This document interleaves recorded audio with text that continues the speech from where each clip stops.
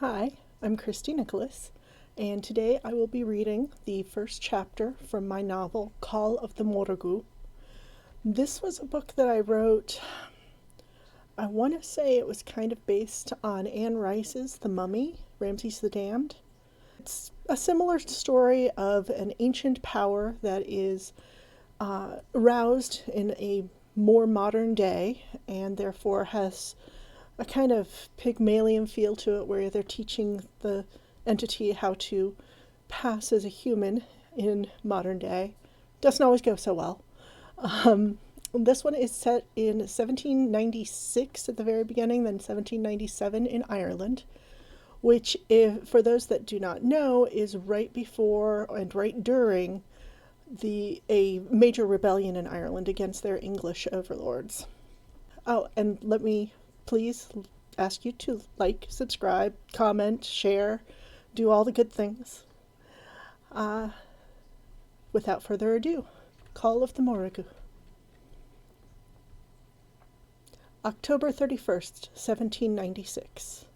Rathcrogan, County Roscommon, Ireland.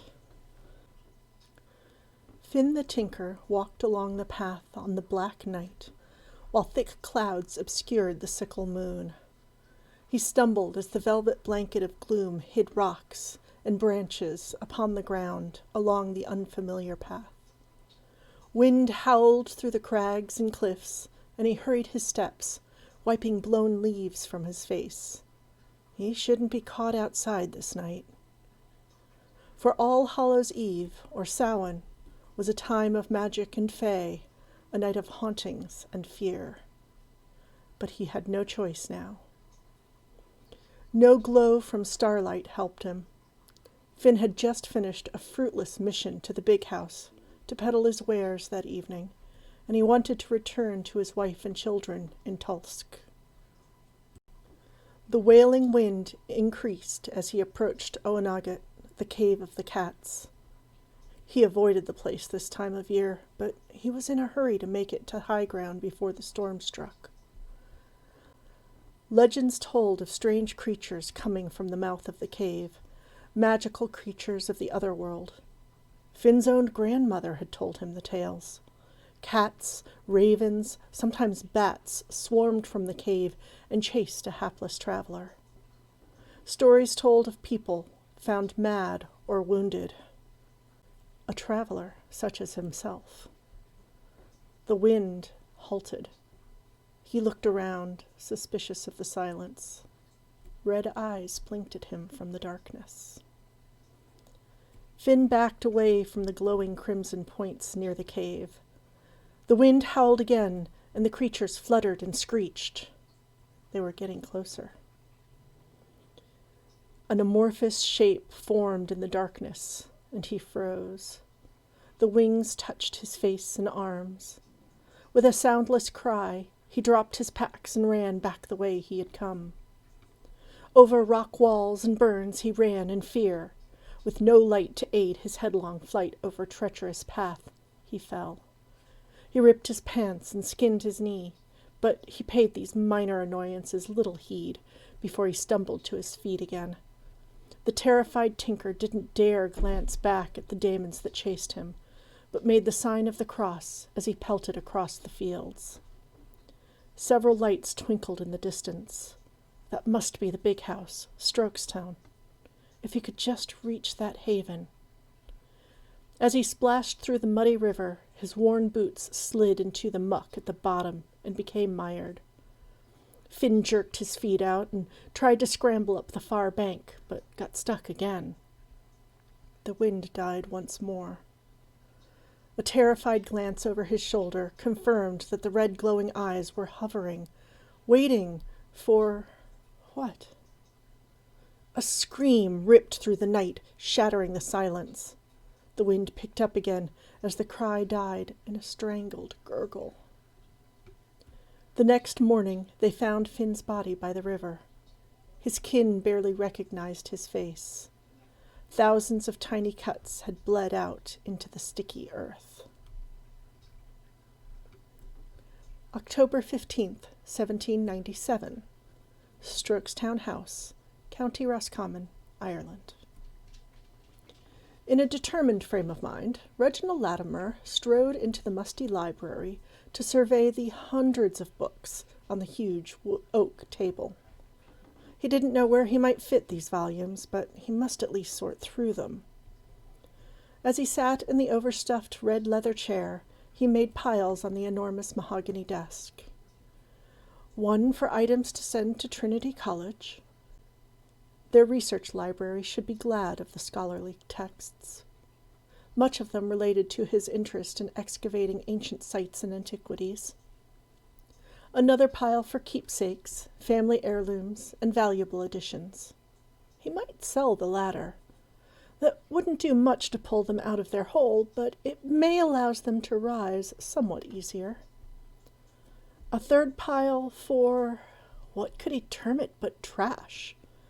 His several times great uncle had a penchant for mysteries and romances, light, silly things with no substance and too much imagination. The fourth pile, by far the strangest, were items that defied cataloguing. A pamphlet on Druidry, a treatise on the mystical architecture of Bath, 3 French books on philosophy. The lot had come to Reginald in August, when the estate of John Aubrey of England had identified him as the closest living male relative. He'd avoided the task for over a month, but now ran out of increasingly creative excuses. The frigid weather kept him from his normal occupations of gardening and hunting. Thus he'd spent the afternoon in the old library. Reginald sneezed as the dust stirred. Strokestown Park House had a huge library, with floor-to-ceiling bookshelves. These shelves were stuffed with books bound in leather, wood, and even an occasional scroll. Coddled by red velvet curtains, the place was oppressively dim. They weren't all his books. Most of them belonged to the owner of the house. His cousin, Maurice Mahan, lived in London with his wife, Catherine, as he remained heavily involved in Westminster politics. Reginald had told the servants to leave the room alone, so the dust piled high. There's no telling what an over-enthusiastic maid might do with a precious, fragile volume.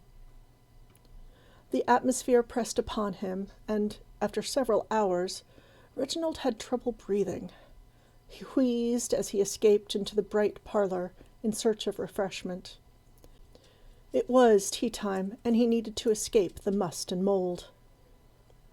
A whirlwind of skirts and ribbons came barreling down the curving grand staircase at the entrance hall, and he steadied his gaze on his only grandchild, Theodosia.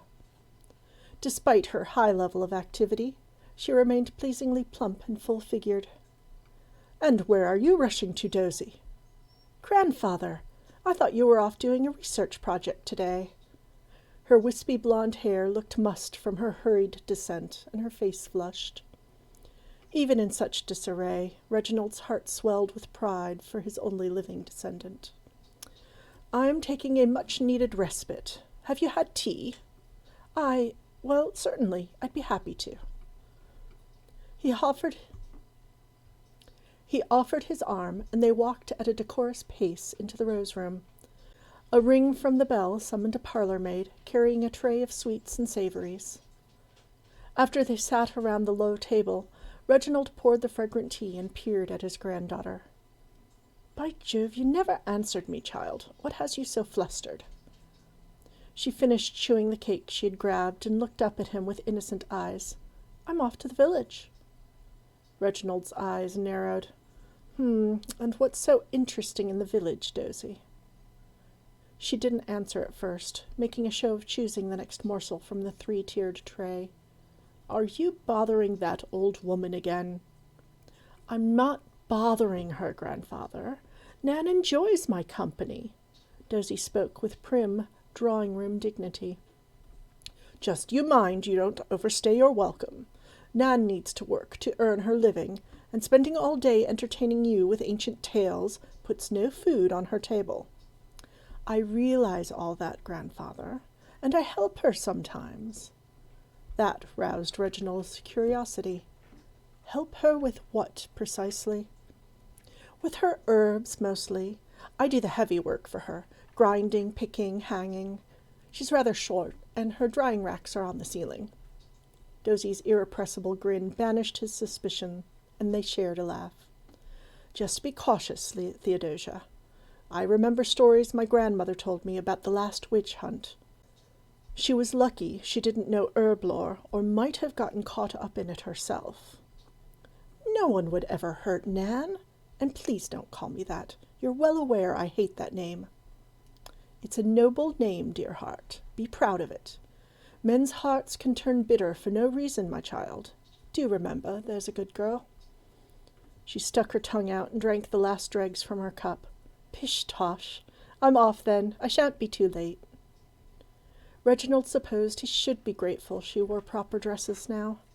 When younger, getting her out of the more practical trousers had been a true battle. Now, a proper young lady of 17, she at least deigned to dress in a manner suited to her status and gender.